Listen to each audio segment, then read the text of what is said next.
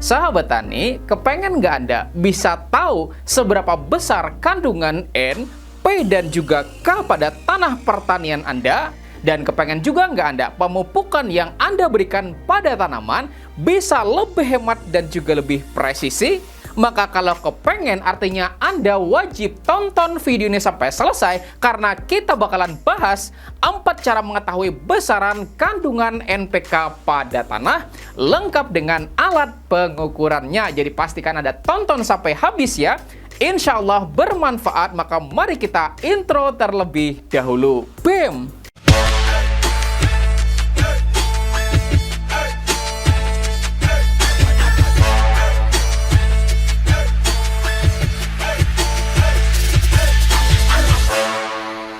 Dan saya doakan buat Anda yang sudah subscribe channel ini dan klik tombol jempolnya, mudah-mudahan ilmunya jadi makin berkah dan rezekinya jadi tambah banyak lagi. Amin.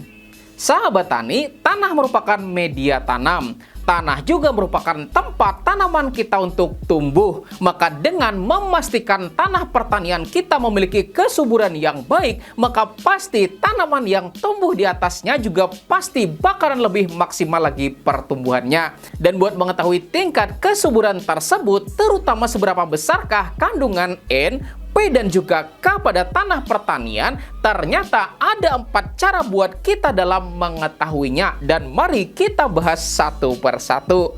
Kita mulai dengan cara yang pertama, dan cara ini hanya berlaku bagi yang sudah ada tanaman di atasnya, yaitu dengan kita melakukan observasi visual atau melihat gejala yang timbul pada tanaman kita. Dimana ketika daun tanaman memunculkan gejala seperti ini, nah kelihatan kan ya sahabat tani, membentuk huruf V seperti ini, bahkan berlanjut sampai seluruh daunnya itu menguning, maka kondisi ini menandakan bahwa tanaman kita sedang kekurangan unsur hara nitrogen. Dan ini juga berarti kandungan nitrogen pada tanah juga kurang ya sahabat tani. Kemudian ketika tanaman memunculkan warna ungu seperti ini, baik pada daun, cabang maupun batangnya, nah artinya ya sahabat tani, tanaman sedang kekurangan unsur fosfor. Dan ini juga menandakan loh ya sahabat tani, kandungan fosfor yang ada di tanah itu juga kurang.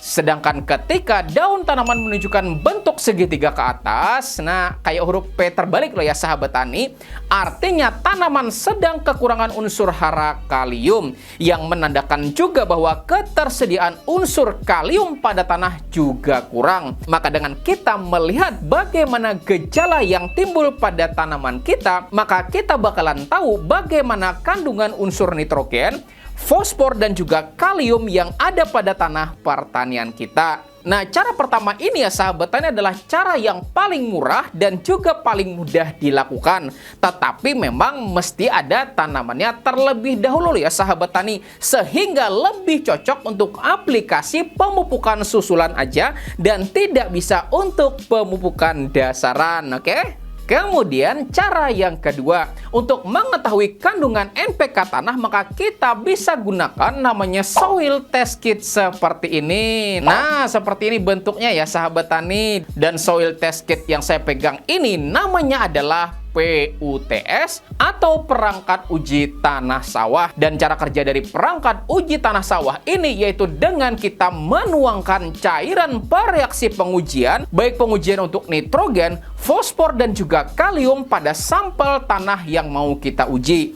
Dan hasilnya bisa kita nilai loh ya sahabat tani dengan mencocokkan warna hasil pengujian dengan keterangan warna pada perangkat uji tanahnya. Misalnya pengujian kandungan P. Nah, ketika biru muda berarti unsur hara P yang ada di tanah itu rendah.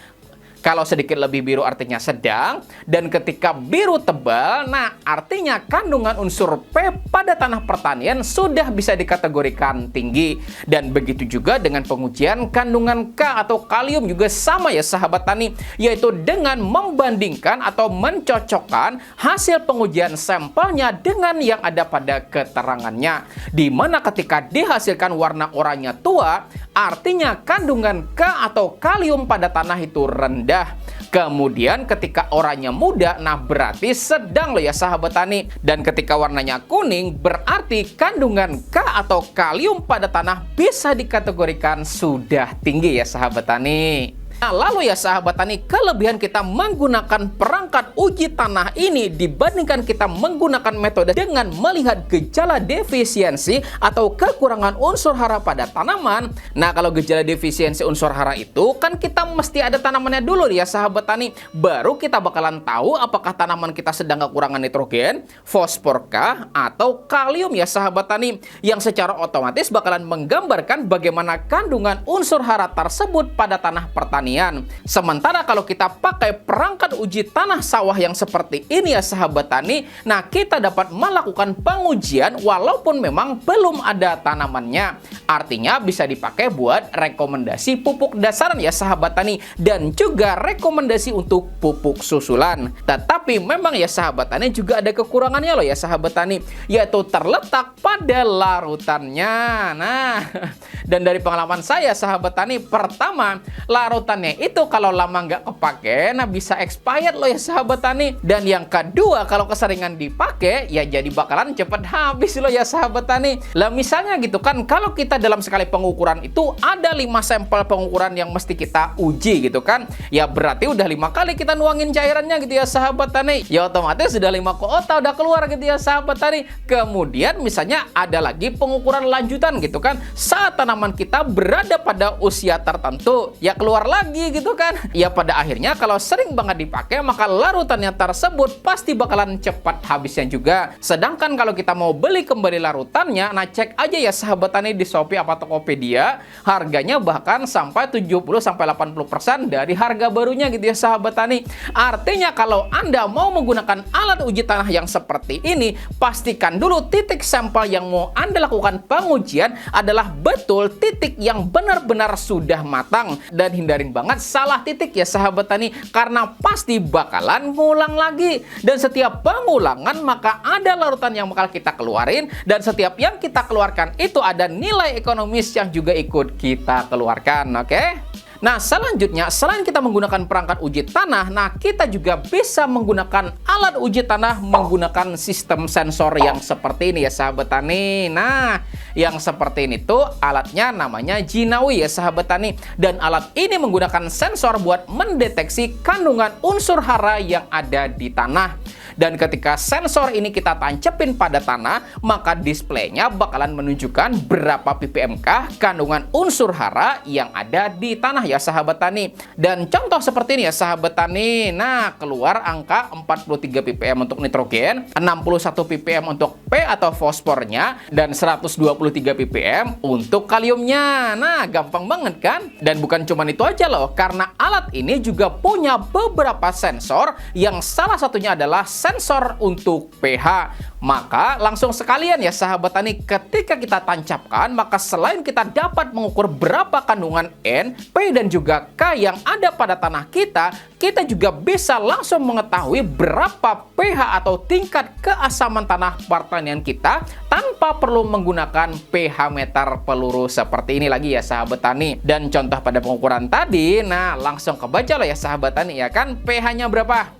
6,09 ya enggak? Maka kalau kita masuk ke tabel pH tanah, bisa kelihatan loh ya sahabat tani, warna tabel unsur nitrogen pada pH 6,0 atau 6,1. Nah, nitrogen warnanya biru, fosfor juga biru, dan kalium juga biru ya kan? Nah, artinya serapan unsur hara makro baik nitrogen, fosfor, dan juga kalium pada tanaman bisa lebih maksimal. Dan selain pengukuran NPK dan juga pH, nah alat ini juga bisa mengukur temperatur atau suhu tanah. Kemudian dia juga bisa mengukur humidity atau kelembapan, dan juga pengukuran EC atau konduktivitas. Di mana konduktivitas ini ya sahabat tani merupakan metrik kandungan garam yang ada pada tanah pertanian. Dan metrik kandungan garam ini berhubungan dengan apakah tanah kita sedang kekurangan pupuk, ideal dalam pemupukannya, atau justru ternyata malah overdosis pemupukan. Nah, tapi ya sahabat tani, soal konduktivitas ini nggak bisa kita bahas di video ini. Insya Allah kita bakalan bahas pada kesempatan lainnya sahabat tani, oke? Dan satu lagi ya sahabat tani, kelebihan dari alat ini juga yaitu kita juga bebas melakukan pengukuran kapan aja, bahkan sampai berulang kali ya sahabat tani, tanpa perlu khawatir kehabisan bahan pereaksinya. Karena memang dia ini bekerja dengan sistem sensor ya sahabat tani, sehingga pencatatan hara tanah bisa lebih akurat dan tetap terkontrol secara real time. Nah, lalu mungkin sampai di sini ada di antara Anda yang bakalan bingung gitu kan, kenapa nilai pada pengukuran NPK yang tampil pada displaynya malah satuannya ppm gitu kan? Dan berapa sih sebenarnya untuk ukuran tiap-tiap hara makro itu dikatakan rendah, sedang, dan juga dikatakan tinggi ya nggak sahabat tani? Nah, jadi saya jelasin ya sahabat tani, mari kita mengacu pada tabel berikut ini. Nah, pada tabel ini ya sahabat tani, N atau nitrogen dikatakan rendah ketika ppm-nya di bawah 15, kemudian sedang di angka 16 sampai dengan 30, dan tinggi ketika angkanya adalah di atas 30 ppm.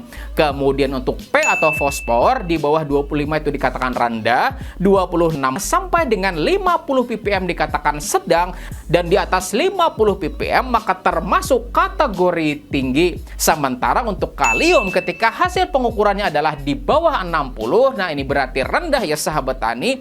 Kemudian 61 sampai dengan 100 artinya sedang, dan di atas 100 artinya adalah tinggi. Maka hasil pengukuran tadi yaitu 43 ppm nitrogen, 61 ppm untuk fosfor, dan 123 ppm untuk kalium. Nah, ini menandakan bahwa kandungan NPK tanah pada lahan tersebut termasuk kategori tinggi. Nah, jadi seperti itulah ya sahabat tani cara dalam pengukurannya. Dan insya Allah ya sahabat tani, pada kesempatan selanjutnya kita bakalan praktekkan juga ya sahabat tani pengukuran kesuburan tanah secara langsung di lapangan menggunakan alat jinawi ini. Bagaimana cara pakainya dan bagaimana rekomendasi pemupukan setelahnya, mau? Dan selain itu juga alat ini bisa kita fungsikan untuk pengukuran kandungan pupuk, terutama buat ngecek keaslian kandungan yang ada dalam suatu pupuk. Dan sekaligus juga memenuhi request teman-teman semuanya yang banyak banget bertanya, apakah MKP produk Cina yang beredar di Indonesia yang harganya jauh lebih murah tetapi tertulis kandungannya sama, apakah beneran sama atau tidak gitu kan dengan MKP yang sudah beredar duluan? Gimana? Setuju apa setuju banget? Kok saya belum dengar jawabannya setuju apa setuju banget? Dan cara yang nomor 4 ya sahabat tani, untuk kita mengetahui berapa kandungan NP dan juga K pada tanah pertanian kita, yaitu dengan melakukan pengujian pada laboratorium. Nah, jadi kita cukup bawa sampel tanah pertanian kita ke laboratorium ya sahabat tani, misal di lab BRMP ya sahabat tani, dan harusnya lab BRMP masing-masing provinsi itu ada ya sahabat tani, atau bisa juga pada laboratorium perguruan tinggi gitu kan, maupun laboratorium swasta, nah juga bisa ya sahabat tani. Kemudian kita bayar biaya pengujiannya dan tinggal tunggu orang ngabarin kita ya sahabat tani bagaimana hasil pengujiannya. Dan untuk hasil pengujiannya ini udah pasti akurasinya ya sahabat tani, tetapi memang kita mesti nunggu terlebih dahulu sampai hasil pengujiannya tuh selesai. Nah, jadi itu tadi ya sahabat tani 4 cara kita dalam pengukuran kandungan NPK tanah. Maka dengan kita mengetahui kandungannya ini, misal ternyata kandungan fosfornya rendah, maka nantinya dalam pemupukan dasar maupun susulannya, maka fosfor boleh diperbanyak. Lalu dari hasil pengukurannya ternyata kalium ternyata sudah tinggi gitu kan, maka pupuk kalium boleh untuk kita minimalkan. Maka dengan cara seperti ini, maka strategi pemupukan kita bisa lebih efisien dan juga lebih presisi lagi. Mantap. Dan saya ucapin terima kasih untuk Anda semuanya karena sudah tonton videonya sampai selesai. Dan buat yang sudah klik tombol jempolnya dan share video ini, mudah-mudahan ilmunya jadi makin berkah dan rezekinya jadi tambah banyak lagi. Amin. Dan di samping sini, dan juga sini, saya punya 4 rekomendasi video untuk Anda pelajari. Insya Allah akan semakin tambah pengetahuan Anda. Saya Rizali Ansar. Saya akhiri videonya dengan ucapan wassalamualaikum warahmatullahi wabarakatuh.